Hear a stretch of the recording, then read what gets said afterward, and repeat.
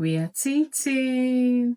So in this video, I'm going to be discussing how we're going to navigate this phase of teething. When it comes to teething, it is different for every baby. Some babies may start teething around 4 months, 5, 6 months. Some babies may start earlier. In fact, some babies are born with teeth in their mouth. So it is different for every child. So the teething phase is that phase the baby go through before you finally see the teeth in their mouth. So when it comes to teething, some babies just go through that phase and you don't even get to know if they are going through anything. But for some babies, it can be symptomatic in the sense that they may have symptoms. For example, you may see this mouth movement. This mouth movement is a sign the gums are itchy. So there are certain symptoms you may see when it comes to teething. When it comes to teething, it's important as a parent, you pay attention to your baby and the symptoms they are having. For example, you can see his mouth movement. This is one sign that he's having an itchy gum. So when it comes to teething, there are various signs you may see. However, as a parent, it's important to pay attention because there's a borderline between teething and when baby becomes ill. I've seen many cases where a child is actually ill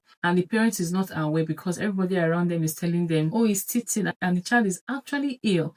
Sometimes when they finally bring the child to the hospital, the child will be treated for things like pneumonia. Sometimes the child is treated for things like tonsillitis. Sometimes the child is treated for diarrhea. So I'll list a couple of signs you may see that comes with teething, and I'll mention a couple of things that when you see them, these are not signs of teething at all. Do not even say, oh, my baby is teething. That is not a sign of teething at all. I'm going to mention what you should see in a baby that is teething. When it comes to the signs you may see when a baby is teething, baby may start drilling saliva, baby may be uncomfortable, they easily want to just cry, their gums may be itching them, and you might see them make that mouth movement, trying to scratch the gum. They might start chewing a lot on their hands. They might start drilling saliva more. These are some signs you may see in some babies. So when it comes to fever, each time you take a thermometer and you measure your baby's temperature, do not just use the back of your hand, use a thermometer. Anytime you take your baby's temperature and the temperature is above 37.2 degrees Celsius, that is not teething, that is fever. And you need to check what's happening with the baby. I've seen a case where a mom actually lost her baby because the baby has certain symptoms and she was told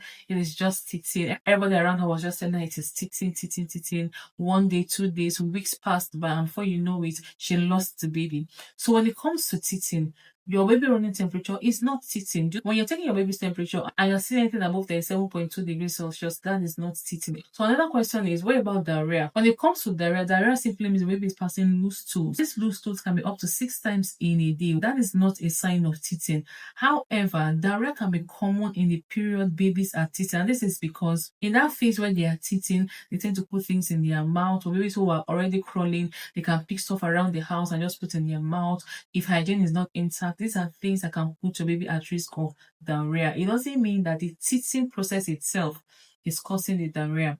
It is what the baby is doing or how the baby is being handled during the phase of teething that is causing the diarrhea. So does teething cause diarrhea? It doesn't cause diarrhea.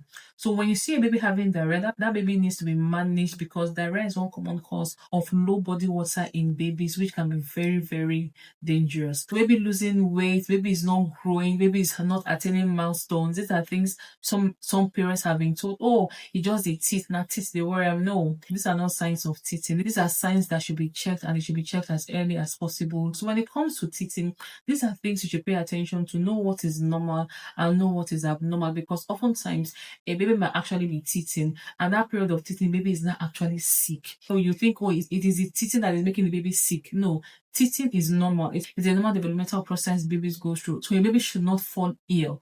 Baby can be cranky, baby can be crying more, they can become fussy, they can become uncomfortable. These are things we see in normal teething process.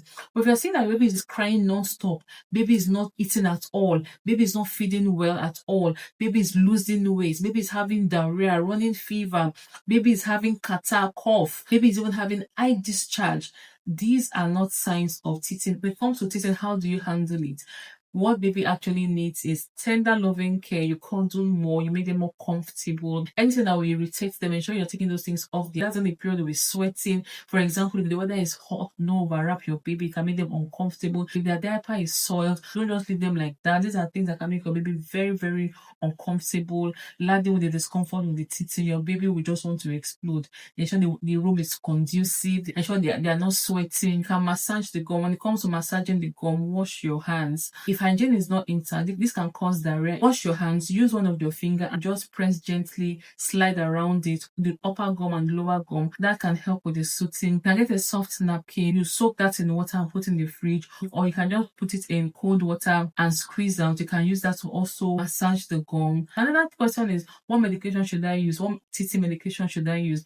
This is one thing that people should be careful with. The other day I made a post, that was even yesterday, I made a post and somebody was saying, oh, I mentioned something and somebody was saying, oh, this thing is so bad, why are they still marketing it? It's important to know that it is you that will protect yourself. There are certain products you will see and it is written on such products, users of such products are liable to die young. You have marketers, people are producing such products, people are consuming, people are buying, even with such things written on it. So when it comes to these things, manufacturers will always manufacture them. So it is you that will now know what is safe for you, what is safe for your baby, what is safe for your family. So when it comes to teething medications, doctors will usually not prescribe teething medications because what is usually contained in those drugs are not suitable for babies. What your baby needs is to be suited, things that will make them go through that phase comfortably. Just feed more, cuddle your baby, carry your baby, make them more comfortable.